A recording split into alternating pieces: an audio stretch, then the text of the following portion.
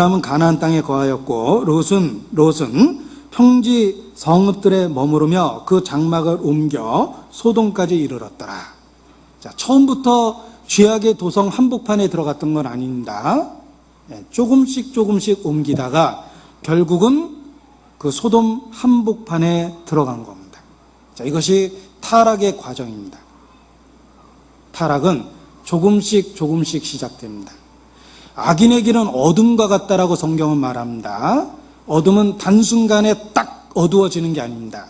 조금씩 어두워지면서 캄캄해지는 겁니다.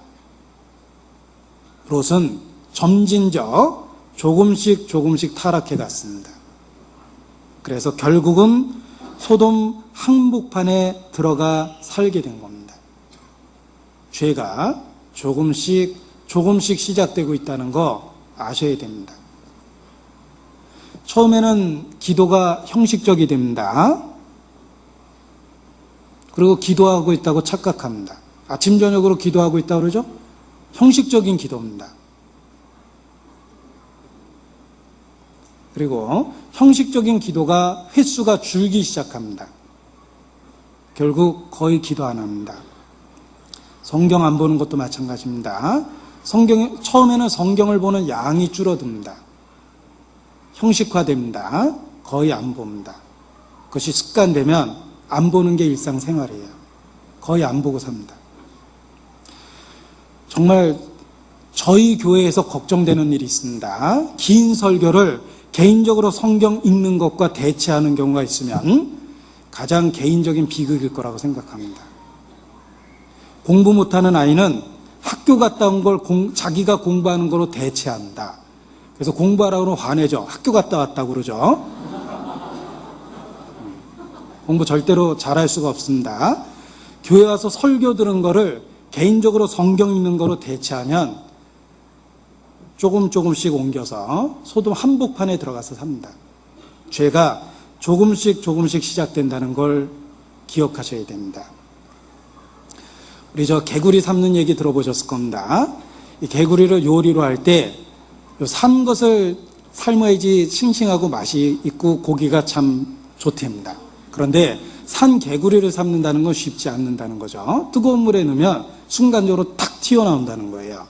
그래서 1급 요리사가 개구리 삶는 법을 개발했는데 찬물에 개구리를 넣어서 아주 조금씩 물을 덮이면 딱 기분 좋을 정도로 따뜻해진답니다.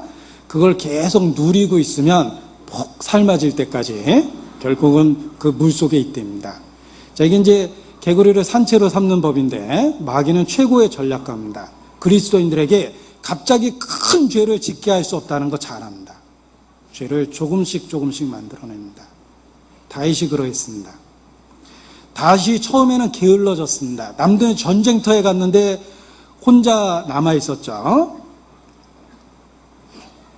혼자 남아있다 보니까 한가했습니다. 낮잠을 늘어지게 자고 오후에 일어났어요.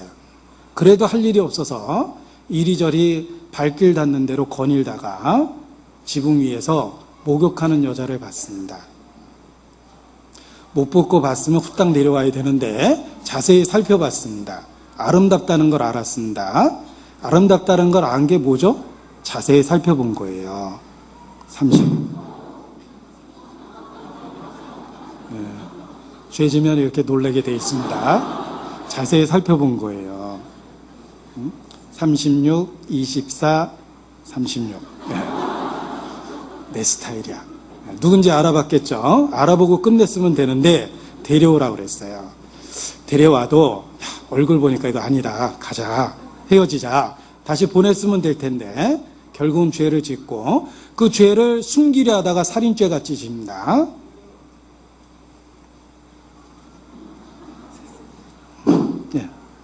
저 마이크 차고 있다고 제가 착각을 했습니다.